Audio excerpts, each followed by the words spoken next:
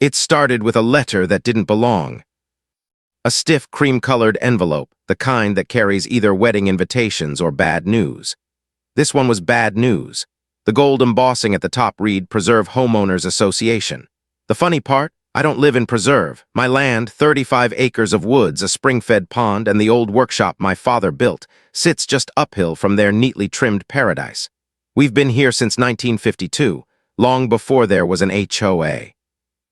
Long before the word preserve got stapled onto a patch of farmland and sold as luxury living. That morning was crisp, the kind of Tuesday when the air smells faintly of pine needles and last night's wood smoke. I was halfway through my second cup of coffee when the mailman's Jeep rattled past my gate. He gave me a little nod, like he knew what was in that envelope.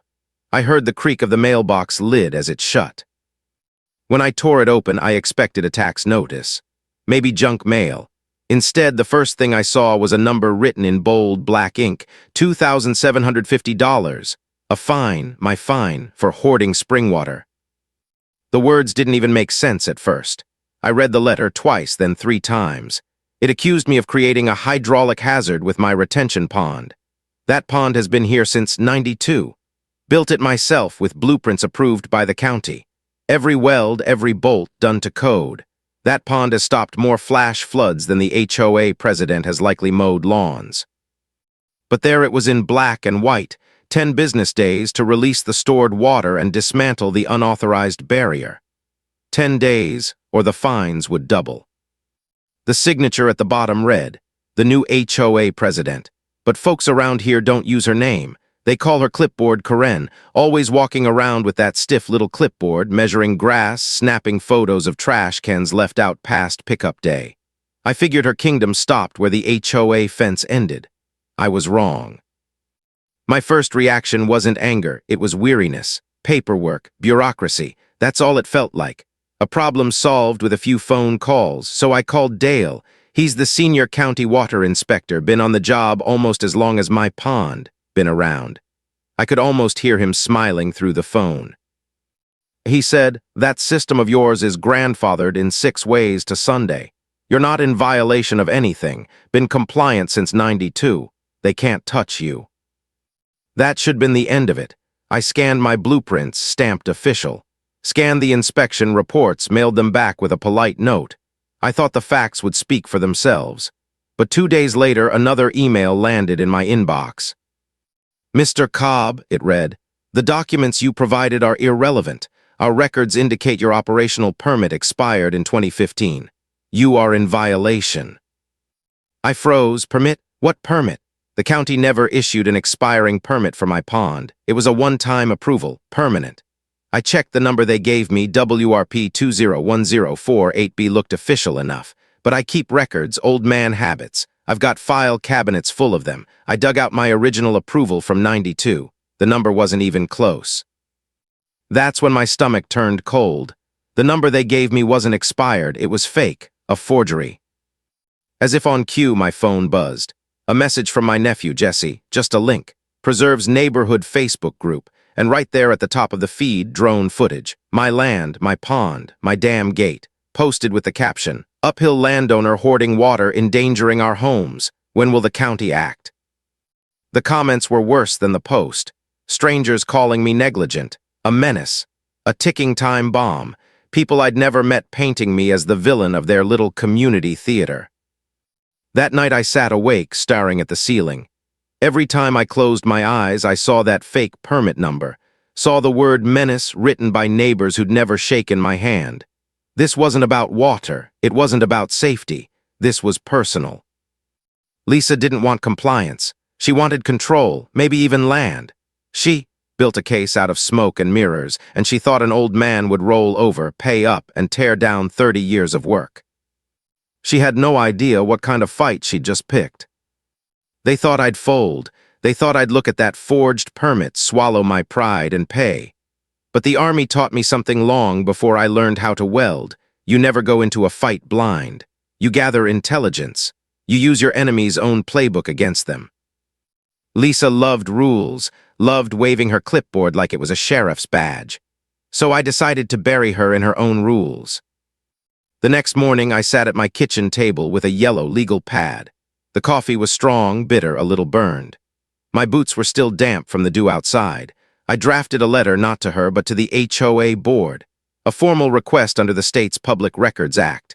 Every email, every vote, every report related to me and my land, I wanted copies. Certified mail, return receipt requested. And then I waited. Waiting is its own kind of war. The quiet stretches out and your mind fills with shadows. Were they meeting right then, whispering about me in some manicured clubhouse? Were they plotting their next move? Every creak of the old house, every drone buzz in the distance made me tense. Instead of packing, I drove into town, walked straight into the county planning office. Dale was there, same as always, with his shirt sleeves rolled up and a pen behind his ear. I slid the HOA's email across his desk. He squinted at the permit number, then shook his head slowly. He said, "I've been here 30 years. I've never seen a permit number formatted like that. It's bogus." We walked together into the archives, a room that smelled of dust and mildew lined wall-to-wall with files. We spent 2 hours digging through boxes from 2010. Nothing. Not a trace of the permit, not an inspection, not a single record. That number didn't just expire. It never existed. I drove home with my hands tight on the steering wheel, the afternoon sun flashing through the pines. The anger that had been simmering was cooling into something sharper. This wasn't a misunderstanding. This was a setup. About a week later, the HOA's response landed in my mailbox. A thick manila envelope from their management company. I opened it on the porch, the wood creaking under my chair.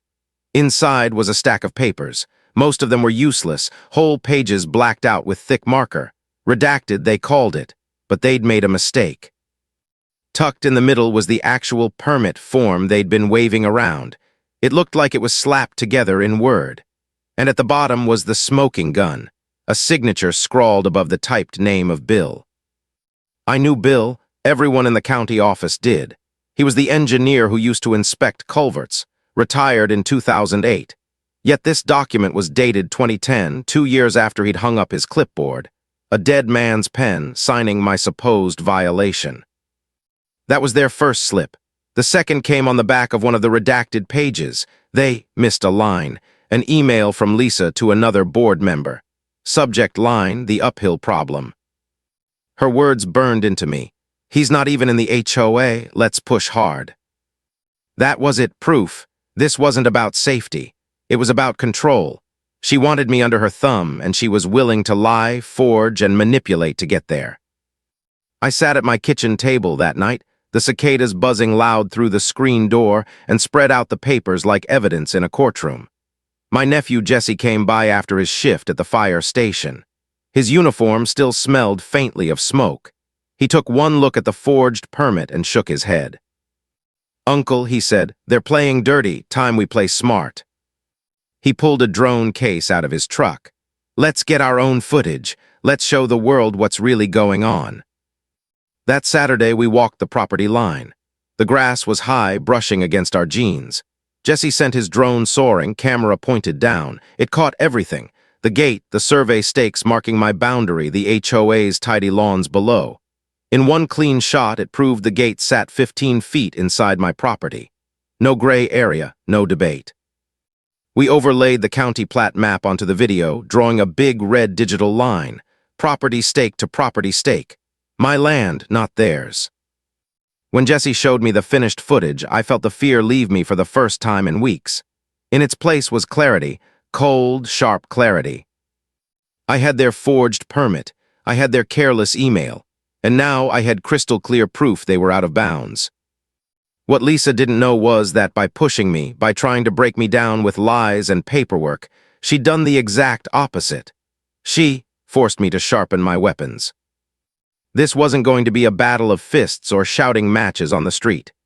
No, this was going to be a battle fought with receipts, with timestamps, and with gravity itself. And I was more than ready. The knock on my door came just after lunch on a Thursday. Not the mailman this time. A younger guy, polo shirt, clipboard tucked under his arm. He didn't make eye contact. Just handed me a stiff envelope and asked me to sign. The paper had that heavy, expensive feel, like it was trying to prove its own importance. Across the top, stamped in bold red, "Final notice of violation." I carried it to the kitchen table, set it down like a live grenade, and read. Immediate compliance required. Drain retention pond. Remove all artificial barriers. Failure to comply will result in maximum daily fines. You, the property owner, will be held personally liable for any and all future flood events affecting preserve. Signed, dated, notarized. A shiny gold seal pressed at the bottom, as if a little wax and ribbon could turn a lie into law. I remember chuckling, not from humor but from disbelief. They'd just made the single dumbest mistake possible. They'd put their threat in writing, notarized it, and had it hand-delivered. I wasn't starring at intimidation anymore. I was starring at my shield. That night Jesse stopped by. He came straight from the firehouse, smelling faintly of smoke and diesel. He read the letter, whistled low. "Well, Uncle," he said, "they're not messing around." I slid the paper back to him. "No," I said quietly, "they're messing up." We needed a witness. Jesse went out to his truck and came back with a small black GoPro. "This little guy's waterproof, night vision, runs for days," he said, holding it up like a secret weapon. Together, we hiked to the dam gate. 30 feet away in the crook of a tall oak, he clamped the camera tight and angled it toward the release mechanism. Live feed on his phone showed a perfect wide shot. The gate, the wrench, the water, impartial, relentless. The next morning, I called Dale at the county. My voice was calm, almost too calm, as I explained. "I've received a notarized directive from the HOA. They want the gate removed. Says I'll be liable if I don't." He sighed on the other end, long and heavy. He said carefully, "Technically, they're a governing body, for their subdivision anyway. My advice? Document everything. If you comply with a direct written order, liability transfers to them. Once you do what they demanded, it's theirs." That was it, the green light. I typed my own notice on plain white paper. No flourishes, no threats, just the facts. Per the notarized directive from Preserve HOA dated October 12th, the retention gate is being opened under duress and in compliance with their order. I made 10 copies, nailed one to a stake right beside the gate, sent others certified mail, one back to the HOA, one to Dale at the county office, one to an old army buddy turned lawyer. Paper trails, always paper trails. By late afternoon, the sun was tilting west, lighting the trees in gold. Jesse sat on my porch, phone in hand, streaming the GoPro. I walked to the gate alone, pipe wrench heavy in my grip. The steel nut groaned as I turned it, gears grinding like the teeth of some old machine waking up. Slowly, deliberately, I lowered the gate just enough to let a thin stream escape. Not wide open, just 2 inches, enough for water to flow, clear and steady, down the old runoff channel. I stood there for a while, boots sinking slightly in the damp earth, listening to the gurgle. It wasn't a flood, it was a promise. On the walk back to the house, I turned on the radio in my truck. The weatherman's voice carried a hint of excitement. A big system moving in from the west, 4 to 6 inches of rain expected over the next week. Perfect timing. That night I sat on the porch, coffee mug warm in my hands, and watched the trickle disappear into the trees below. All I had to do now was wait. Gravity would do the rest. The following days were deceptively quiet. Birds still sang. The pond's surface dropped by a few inches just as designed. To a casual eye, nothing looked out of place. But down in Preserve, things were already shifting. On Monday morning, I spotted a notice on their community board by the road. First annual Preserve Spring Garden Saturday. Lemonade, pastries, contests for the best petunias. And the chosen location, their community green belt, the sloping field that sat directly at the bottom of my runoff channel. It was like planning a picnic on a railroad track. The next day, landscaping crews showed up, not to plant flowers but to tear them out. They leveled the 30-foot patch of native grasses and cattails that had held that soil together for decades. In an hour, the natural buffer was gone, ground chewed bare down to raw dirt. Jesse's hidden camera caught every second, time-stamped, documented. Their garden preparations had just bulldozed their only line of defense. And the rain clouds were already rolling in. The first raindrops came on a Thursday evening. Just a soft patter on the tin roof, steady and calm, almost comforting. But I knew what was behind it. The forecast wasn't calling for showers. It was calling for days of relentless rain, 4 to 6 inches, enough to test every drain, every gutter, every mistake the HOA had made. By then, Jesse's footage had already told the story. The buffer zone gone, the bare dirt slope exposed, the culvert at the bottom clogged with last year's leaves, grass clippings, and trash.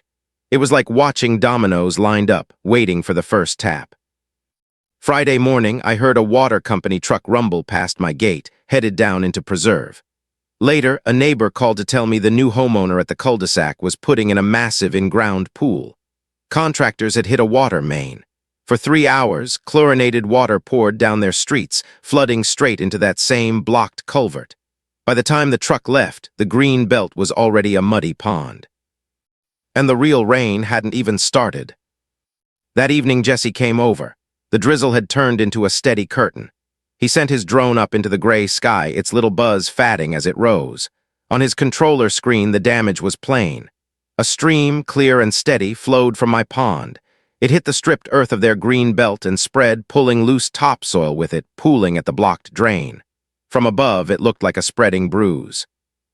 "Uncle," Jesse said, his voice low, "they've got no chance."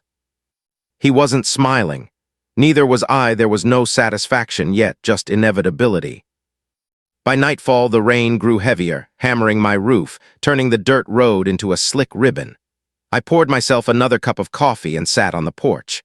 The GoPro streamed silently to Jesse's phone, every frame capturing water running where it was meant to, exactly as designed.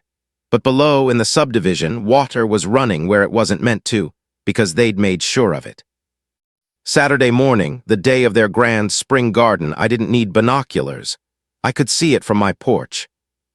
Where the green belt had been was now a wide, shallow lake. Brown water shimmered under the gray sky, swallowing the carefully mowed grass. White wooden stakes, once marking vendor booths and lemonade stands, stuck up like crooked gravestones. The water pressed against vinyl fences at the bottom row of houses, halfway up their pristine white panels. The storm drain hadn't just clogged, it had failed. Water poured over the decorative curbs and across driveways. Their picture-perfect lawns had turned into swamps. My phone rang just after 10. Unknown number. I knew exactly who it was. I let it buzz 4 times before I answered. "Hello," I said evenly. The voice on the other end was shrill, cracking with rage. Lisa, clipboard Karen herself. "You did this," she screamed. "You opened that dam of yours and deliberately flooded us. You've ruined our homes, our community event. We're calling the sheriff. You'll be sued for everything you own." I let her rant, sipping coffee slowly, listening to her words tumble over themselves. When she finally gasped for air, I spoke softly, almost kindly. "Lisa," I said, using her name for the first time.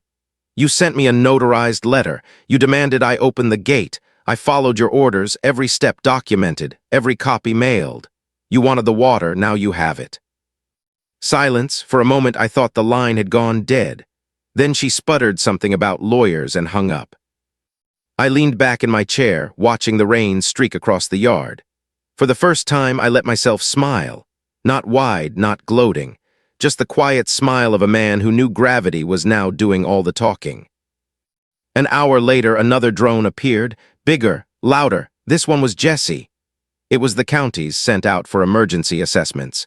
It hovered over the new swamp, methodical, scanning and recording every angle, proof from the sky. By mid-afternoon, word spread. A neighbor called, breathless. "You won't believe this. County engineers are down here with blueprints and survey gear. They're not even looking at your place. They're inspecting ours, the culvert, the retaining wall, everything."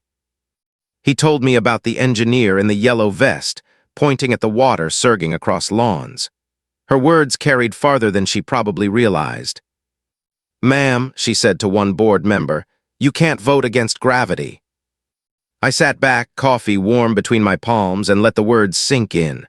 The storm wasn't just rain, it was truth.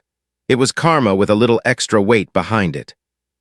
And Lisa was about to learn that truth doesn't go quietly.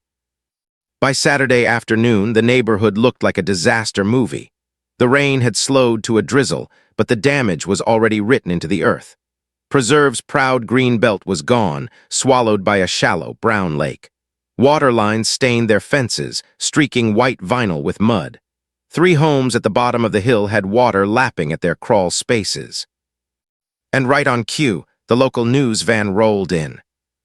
I watched from my porch, binoculars in hand, as a young reporter in a bright raincoat stood knee-deep in muck, microphone in hand. Behind her, ruined flower stakes poked through the flood like tiny crosses. She spoke into the camera with that practiced tone. Residents of Preserve are facing a mysterious flood that's ruined their community event and damaged several homes. Officials are investigating. Some neighbors gave interviews, faces drawn and voices shaky. One woman clutched her little dog, saying she didn't feel safe in her own house anymore. Another shook her head, blaming the uphill landowner without ever saying my name. But then an older man stepped forward. He'd lived there since the first houses went up. His voice was calm but firm, carrying the weight of years. "This ain't no mystery," he told the camera. "We've been telling the board for years about that clogged drain. They ignored us. Too busy writing people up for leaving garden gnomes out. This flood was always coming." I lowered the binoculars and let out a slow breath. The truth was starting to slip through their fingers, not because of me, but because the cracks in their own kingdom were finally showing. By Monday, Jesse's 10-minute video had quietly made its way into the right hands. He'd stitched together everything: GoPro footage of landscapers destroying the buffer zone, drone shots of the water spreading across bare dirt, rainfall data overlaid on the timeline, even stills of the clogged culvert. It wasn't a rant. It was evidence. We didn't blast it online. We didn't shout it from the rooftops. Jesse simply sent it to one board member, Frank. Frank was Lisa's ally. He wasn't anyone's ally, really. Just the quiet guy from the hardware store who got roped into HOA duty because no one else wanted it. But he had eyes. He had a conscience.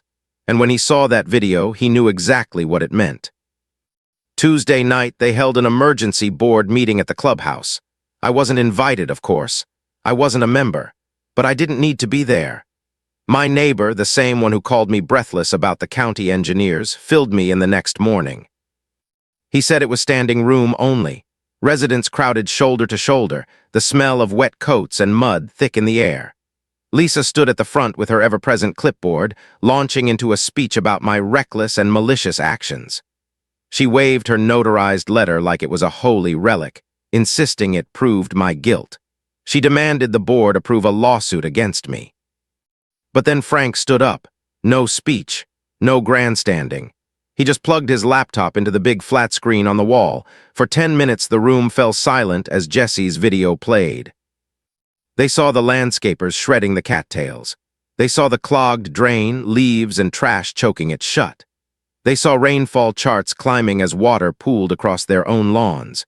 And finally, they saw Lisa's notarized demand, her signature bold and clear, ordering me to open the gate. When the screen went black, silence hung heavier than the storm clouds outside. My neighbor said Lisa's face turned pale, her lips tight as residents began shouting, not at me but at her. Why was the culvert never cleaned? Who authorized the landscaping crew?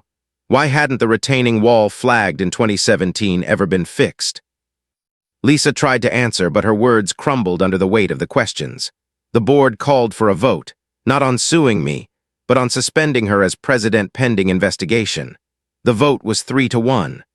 Only her loyal ex-security guard stood by her side, eyes fixed on the floor.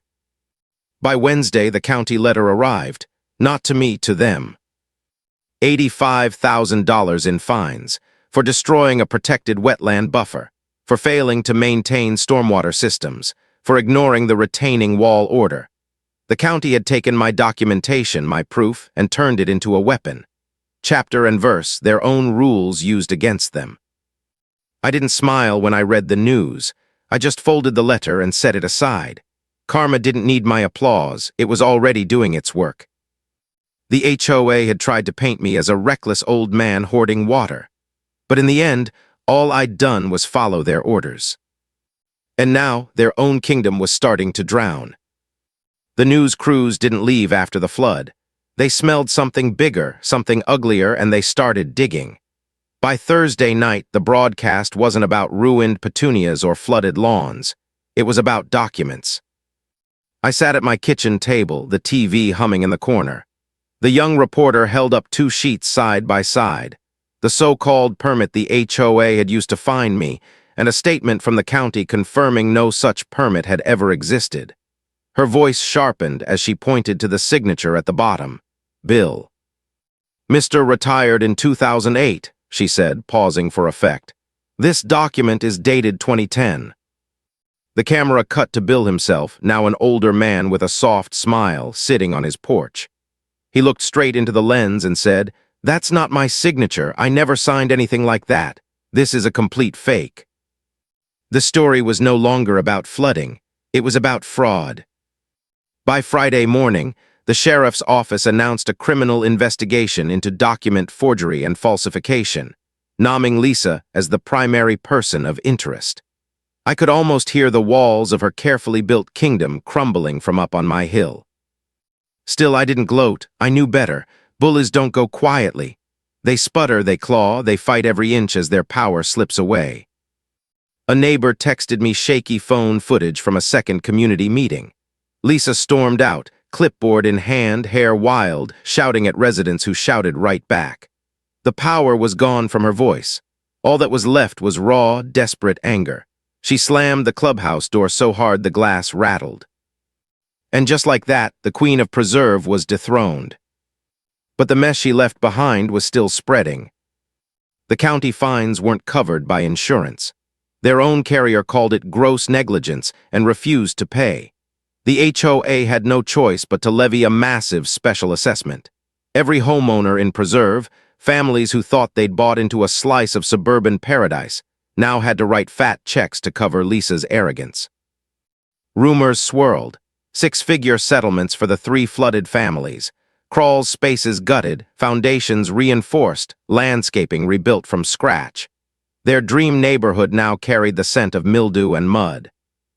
I kept to myself during those weeks, closed my gate, tended my pond, drank my coffee on the porch like nothing had changed. But down in the valley, everything had. About a month later, a moving truck appeared in Lisa's driveway. She and her husband loaded it in silence. No big goodbye, no last-ditch fight. They sold at a loss and vanished before the season turned. Her resignation came by email. One sentence read aloud at the next board meeting. "I hereby resign from my position as HOA president effective immediately." That was it. No explanation, no apology, just a quiet, pathetic end to a reign built on lies. The sheriff's investigation, though, didn't move so fast. The gears of justice grind slowly, but they grind fine. Forgery isn't a slap-on-the-wrist offense. It's a felony. And every time I pictured that fake permit in front of a judge, I felt a calm I hadn't known in weeks. But the bigger change wasn't in court. It was in Preserve itself. Their annual meeting drew more residents than ever before. And this time, the votes weren't about lawn decorations or mailbox paint colors. They rewrote their own rules. A new bylaw passed almost unanimously. No HOA official could make a demand on property outside their boundaries without a majority board vote, a certified third-party engineering report, and legal review. They had finally built a rulebook not to control others, but to protect themselves from another Lisa. Sometimes it takes a storm to clean house. Sometimes it takes mud up to your knees to wash away the rot. And all I had to do was open a gate. After the storm, there's always a strange kind of silence. Not peace, just the hush that comes when the shouting stops, when the mud begins to dry and people try to pretend things are normal again. Down in Preserve, the circus faded. News vans rolled away, chasing fresher stories. The angry Facebook thread slowed, shifting back to the usual bickering about paint colors and lawn ornaments. But the scars were still there. Brown water lines across fences, a green belt stripped bare, and a community budget gutted by fines and settlements. For me, the first thing I did was walk back down to the pond and close the gate. The wrench felt solid in my hands, the steel threads turning smooth. The water rose slowly, steady as it always had, until the pond sat calm and full again. That pond has been my companion for decades. I wasn't about to let it sit crippled because of someone else's stupidity. But I didn't stop there. I'm not the type to patch something up and leave it. I rented a mini excavator, hired the civil engineering student who'd run the models, and together we built a secondary spillway. Wider, shallower, lined with heavy river rock. An overflow channel designed to take a 100-year storm without breaking a sweat. It wasn't required by the county. It wasn't demanded by anyone, but it mattered to me. I wanted no question about safety, no crack for another Lisa to slip her lies through. 2 weeks later, we finished it. Clean, strong, simple. I had it inspected and stamped approved by the county, then made 3 copies of the final report. One went into my files. One went to Dale, the water inspector who had stood by me from day one. And one I mailed directly to the HOA board, not out of spite, but as a record. A quiet way of saying I do things the right way, whether you see it or not. Meanwhile, the HOA's resolution was a lot uglier. Their insurance company had slammed the door. The $85,000 fine from the county landed squarely on the homeowners. Every family in Preserve had to pay into a massive special assessment. Checks were written with gritted teeth. Dreams of pickleball courts and shiny new playgrounds turned into bills for drainage systems and flood remediation. The 3 flooded families got settlements too, rumored to be deep into 6 figures. Foundations repaired, crawl spaces gutted, yards torn up and rebuilt. The HOA coffers bled dry. Lisa was gone. Her house sold at a loss, her name scrubbed from the meeting minutes. The criminal case was still grinding forward, slow and heavy, but the damage to her reputation was already done. The woman who once strutted through the neighborhood measuring grass now left town under a cloud of disgrace. One evening, a few weeks after the flood, I was checking the new spillway when a car pulled up to my gate. It was Frank, the quiet board member who'd played Jesse's video at the meeting. He got out slowly, hands in his pockets, looking like a man unsure of his welcome. He nodded toward the pond. "It's looking good," he said. "Thank you," I answered, my voice even. We stood for a moment in silence, listening to the water trickling down the new channel. Finally, he spoke again, eyes meeting mine. "I know things got ugly. On behalf of the new board, I wanted to say thank you." I must have looked puzzled because he went on. "That retaining wall, the one the county flagged back in 2017, the engineers said it was one big storm away from a catastrophic failure. If it had gone, it would taken out half a house. Your little flood exposed it, forced us to finally fix it, forced us to fix everything." He looked back at the neighborhood, then back at me. "You didn't ruin our community, you saved us from something worse." He stuck out his hand. I hesitated for a moment, then shook it. His grip was steady. That was the only apology I ever got, and the only one I needed. The neighborhood looks different now. They hired a real civil engineering firm. The stripped green belt has been transformed into a series of rain gardens, native plants, wildflowers, cattails replanted in neat terraces. The culvert was replaced with a modern drainage system, wide enough to swallow a river. The same people who once called me a menace now walk their dogs past my gate and give a quiet nod. Not a smile, not a wave, just a nod of respect. Funny thing is, by trying to force me under their rules, Lisa ended up forcing her whole community into something better. Stronger, more resilient. Sometimes karma doesn't just punish, sometimes it rebuilds.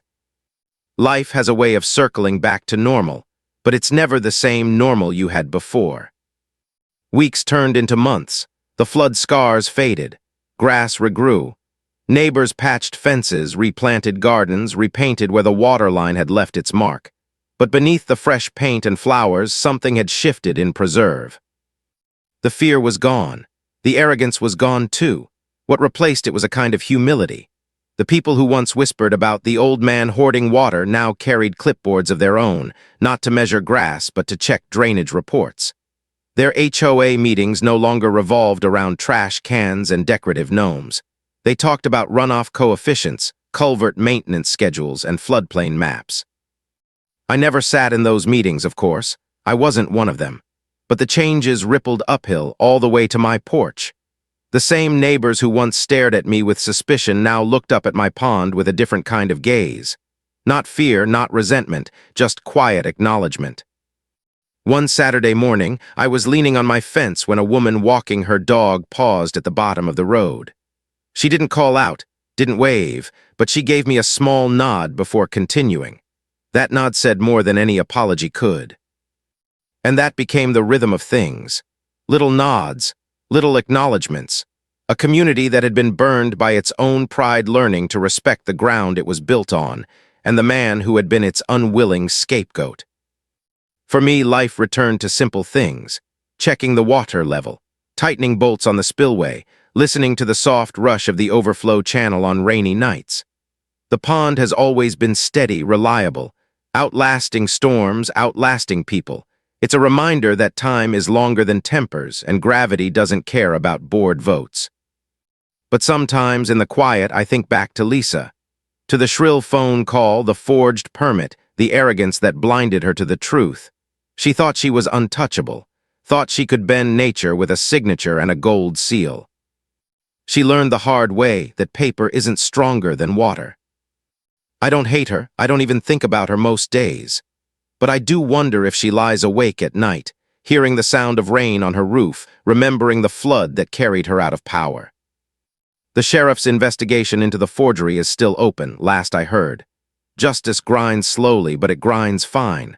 Maybe she'll face charges, maybe she won't. Either way, her reign ended the moment she underestimated gravity and the quiet old man she thought she could push around. Sometimes I replay that moment on the phone when she screamed, "You did this!" And I told her the truth. I just followed your orders. That's the part that sticks with me, because in the end I didn't break any rules. I didn't fight fire with fire. I didn't even need revenge. I simply held up a mirror and let her see what she had created. And maybe that's the real lesson. Bullies fall on their own. Lies collapse under their own weight. You don't have to shout, you don't have to throw punches. You just have to stand firm, hold your ground, and let truth do what truth always does. One evening not long ago, Frank drove by again. He slowed at my gate, rolled down his window, and said, "The county signed off on the new rain gardens. Said it's the best stormwater design in the county." I nodded. "Good," I said, that was all. Because there was nothing more to add. The battle was over, the scars were healed, and the water was calm again. Now when the rains come heavy and hard, I sit on my porch with a cup of coffee, watching the pond rise and fall just the way it's supposed to.